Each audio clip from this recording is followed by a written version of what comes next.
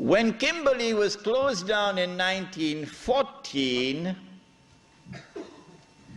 the European Jew now had amassed the maximum wealth he could amass at that period of time. This is just about 17 years after the Zionist movement was established. Within these 17 years, Dajjal had struck and had delivered to the European Jew this massive windfall of wealth. And so now they are ready, in 1914, to move to the next stage. The philosophical and political systems were already in place, and now the military attack. To destroy the Khilafah, you'll have to destroy the Ottoman Empire.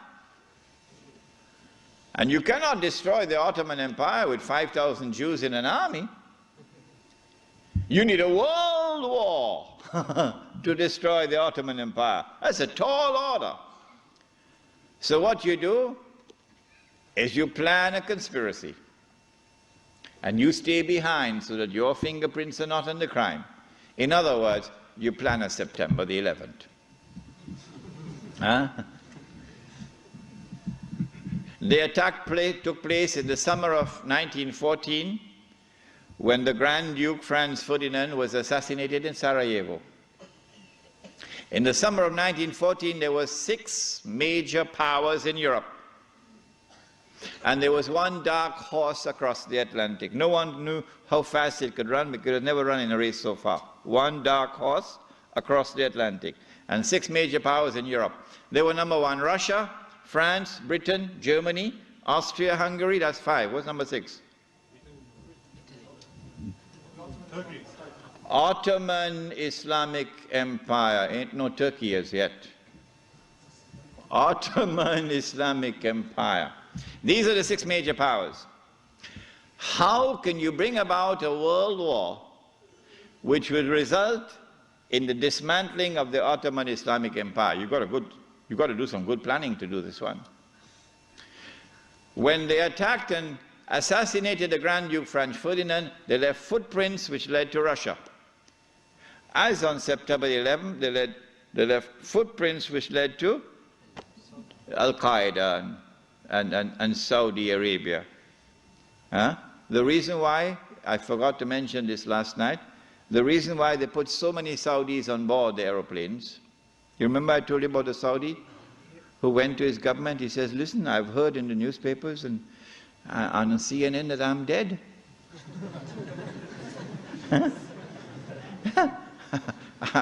It seems to me as though I'm alive. What they had done was to hijack his identity and put it on board the plane. I forgot to mention to you last night why they had put so many Saudis. The reason for this is to attack the client relationship, the friendly relations between the United States and the government of Saudi Arabia. If you can replace this with a new relationship of mistrust and hatred and enmity, it'll now facilitate the Jews when they launch their big war to take control of the Saudi oil, which is about to happen. This is why they put so many Saudis on board the aeroplanes. Good. They left footprints which led to Russia. And so Austria-Hungary had no option but to declare war on Russia. But Britain and France already had a treaty, a defense treaty with Russia. The Secretary of State, or the Foreign Minister in Britain, was a Jew. And so Britain and France now had to declare war in favor of Russia against Austria-Hungary.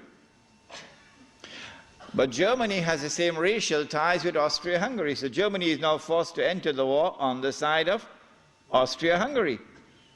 So they have succeeded. Whoever planned that assassination has succeeded in bringing all these powers now in Europe into a state of war. All that is left now is what they call the sick man of Europe. Who is that? Ottoman Islamic Empire. The Khalifa in Istanbul does not want to enter the war. He knows how weak the Ottoman army is in terms of military technology. But through internal intrigue within Istanbul, the Ottoman Empire is forced into the war, and a Russian ship in the Bosphorus is used as a pretext. Once the war started, that massive wealth which the Jews had accumulated is now going to be used strategically for the purpose of influencing the direction of the war to get the prize that the Jews want. What is that prize? To destroy the Ottoman Islamic Empire, dismantle it, and to cut off the head of Islam, namely destroy the Khilafah. That's the prize they're after. The next prize is to liberate the Holy Land and to get the Holy Land for themselves. This is the prize they're after. Between 1914 and 1916, German submarines now make a surprise appearance into warfare. As when Israel launches her big war, we're going to see weapons that the world has never seen before being introduced into warfare. When the German submarine entered into the war, it tipped the scales on the side of Germany, and by 1916 Britain was on the verge of defeat. German submarines had surrounded and marooned the island of Britain. The French government had fallen, and Germany had occupied France, and Britain was on her knees. This is the moment that the Jews were waiting for. Now the Czech is going to talk. It's called financial diplomacy. The Jews, this is the German Jews, went to the British government and said, let's make a deal. Let's make a deal. We will intervene in the war with massive financial assistance to you. Massive. And we will bring that dark horse into the race. But that dark horse didn't want to come into the race. American public opinion was overwhelmingly against involvement in the war. And the most famous American of all was not the president. He was a man who had established the assembly line for producing motor cars. And what was supposed to have been a luxury item for only the rich, or you could see how the rich people were grinding their teeth in anger when this man caused the motor car to become accessible to ordinary Americans. For $700 you can get a motor car. $1,000 you can get a Model T. What is his name? Henry Ford. And this man did something else to his workers. He didn't bother about what was the market wage. No. He said, I am concerned with paying a just wage. And that market wage is not a just wage. And so he paid his workers a higher wage than the market wage. And so he won the hearts of the American people. He became an American icon. His name was Henry Ford. And he was totally opposed to American involvement in the war. But when the Jews went to the British government and said, let's make a deal, the British government said, deal. And so Jewish money, the diamonds of Kimberley, began to roll. And Jewish money now enters into the war in a massive way. And Jewish influence over the media in the United States is now made to work, and American public opinion is being brainwashed and slowly transformed, until suddenly, to the consternation of Henry Ford and so many Americans, Franklin Roosevelt declares war, and the United States enters into the war. Britain, with this newfound wealth, and with the assistance of the United States, now has a new lease of life, and the war now takes on a direction that the Jews wanted from the first place. It is in 1916 that Jassasa went to work with British spies in Arabia. Lawrence of Arabia, of course, is the most well-known of them. These British spies were sent into Arabia, posing as Muslims. And they went to two actors in Arabia, two. One was Sharif al-Hosein, who was appointed by the Khalifa in Istanbul as the Sharif of the Hijaz, Makkah and Medina, in control. Makkah was under the control of an Arab battalion, but Medina was under the control of a Turkish battalion. And I wish I could understand why the Khalifa insisted on the Turkish battalion under the leadership of Fakhri Pasha to defend Medina. I don't know why. So when the British spies went to Hosein, they offered him the moon. They offered him the moon. We will liberate the land of the hated Ottoman Turks, and we will give you independence and freedom, and you will now become the king of the Arabs. Remember, Britain is not talking about Khilafah. No, we'll make you the king of the Arabs. And we also prepared to offer you a little, you know what, just £7 million. Huh? £7 million at that time is what Bill Gates has now.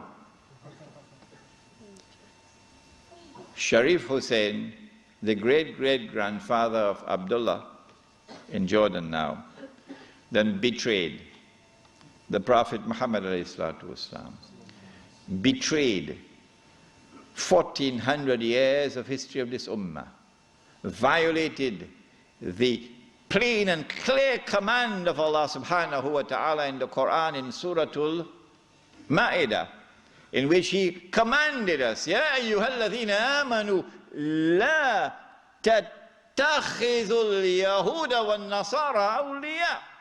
Do not take the Jews and do not take the Christians as your awliya. Do not establish an alliance with them in which you become dependent upon them and subservient to them. Do not do that, says Allah. بَعْدُهُمْ أَوْلِيَاءُ بَعْضٍ. They are protecting friends of each other. وَمَنْ يَتَوَلَّهُمْ مِنْكُمْ فَإِنَّهُ مِنْهُمْ. Whosoever from amongst you turn to them for that kind of an alliance, you no longer belong to this ummah, you now join them. Inna Allah la yahdi al-qawm al-zalimin. Surely Allah will never provide guidance for a people who commit such an atrocious act of wrongdoing. And this is precisely what Sharif Hosein did, and what all his descendants from that day to this day have been doing. But the chickens are coming home to roost now for Abdullah. And the chickens are coming home to roost for Abdullah. When Mr. Bush attacks Iraq, then you're going to see Abdullah's suitcases at work. Yeah. They're all packed already, you know. They're all packed already. As soon as Mr. Bush attacks Iraq, you'll see where Abdullah is going to be heading for. Sharif Hosein now accepts 7 million sterling pounds and enters into a military alliance with Britain and declares himself independent of the Ottoman Khalifa. Once the Khilafah in Istanbul had lost control of Mecca and Medina, had lost control of the Haramain, had lost control of the Hajj, you pull the carpet, you pull the rug from underneath the feet of the Khalifa. His Khilafah is now losing legitimacy. Can anyone be Khalifa? Can you appoint a Khalifa here in downtown Lakemba? Can Mullah Umar have been recognized as the Khalifa? No, why not? Because when the Hajj comes, Amirul Mu'mineen Mullah Umar will have to apply for a Saudi visa to perform the Hajj. Huh? And if the Saudis reject the visa, the Khalifa can't perform the Hajj. All right? And so the British calculated, if we can wrest control of the Haramain and the Hajj away from the Khalifa in Istanbul, then the legitimacy of his Khilafah will begin to crumble. And so this was 1916. The British spies then went to the second actor in the Arabian Peninsula. I mean, Britain has a PhD in deception. If you want to destroy the Khilafah, okay, you have to make sure that it cannot be restored. How can you take the entire world of Islam with so many ulama and ensure that not only is the Khilafah destroyed, but it cannot be restored? That's a tall order. How to do it? The answer is, you not only have to liberate the Haramain from the control of the Khalifa in Istanbul, but you have to put it in the control of those who will not themselves claim the Khilafah and will not allow anyone else to claim the Khilafah. And so long as these people keep control of the Haramain and the Hajj, the Khilafah can never be restored. Simple, isn't it? Simple, isn't it? And so that was why they had to make the trip to Riyadh to meet, what's his name? Abdul Aziz Ibn Saud. Correct name? Of course it's a correct name. Why are you afraid to mention it? But Abdul Aziz Ibn Saud did not control the Hijaz. So he couldn't command the check for £7 million. Huh? He had to be content with something less than that. So what the British offered to him was, if you would sign the same kind of agreement with us and violate the specific command in the Quran and betray Allah and His Messenger and betray the Ummah, if you will do that, we pay you £5,000 a month. Would you accept that? Abdul Aziz says yes. Yes. And in 1916, Abdul Aziz ibn Saud signed an agreement with Britain. Yes. Which made of him a military ally of Britain, subservient to Britain. But when the Ikhwan, who were his military force, questioned him, how can you sign this agreement with Britain? And how can you accept this money from Britain, £5,000 a month? Abdul Aziz ibn Saud says, this is jizya.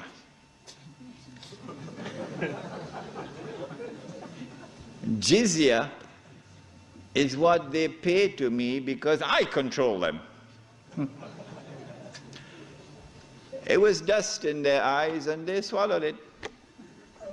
And so Abdul Aziz ibn Saud got away with it. Massive betrayal, and a very dangerous plan is now in place. As soon as the Khilafah is destroyed, that Abdul Aziz ibn Saud will be given what is known as the green light, something that Saddam Hussein knows about, the green light. And then he will attack and take control of the Haramain. And when once he does that, he won't make the mistake of ever claiming the Khilafah for himself.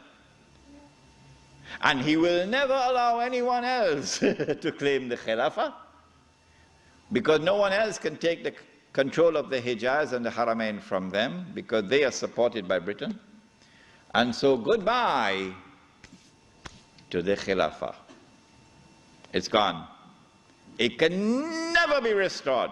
Never, never, never be restored. So long as Britain and the United States of America underwrite the security of the Saudi state, you can never, never, never restore the Khilafah. By 1919, the Ottoman Empire was in shambles, falling apart. And a British army under General Allenby, with many Arabs and Punjabi Muslims fighting faithfully under his control, attacked the Turkish garrison which was defending Jerusalem, defeated it, and liberated the Holy Land. This was a joyous day for the Jews, because now the countdown is really moving forward, and the golden age is coming back. In the same 1919, when the Ottoman Empire is collapsing, and it is losing all its non-Turkish possessions, all the Arab parts of the Ottoman Empire are falling away, the Greek army now invades the Turkish mainland, Anatolia. And the Turkish people now have a tremendous fright in their hearts, because the Greeks hate them with a PhD in hatred.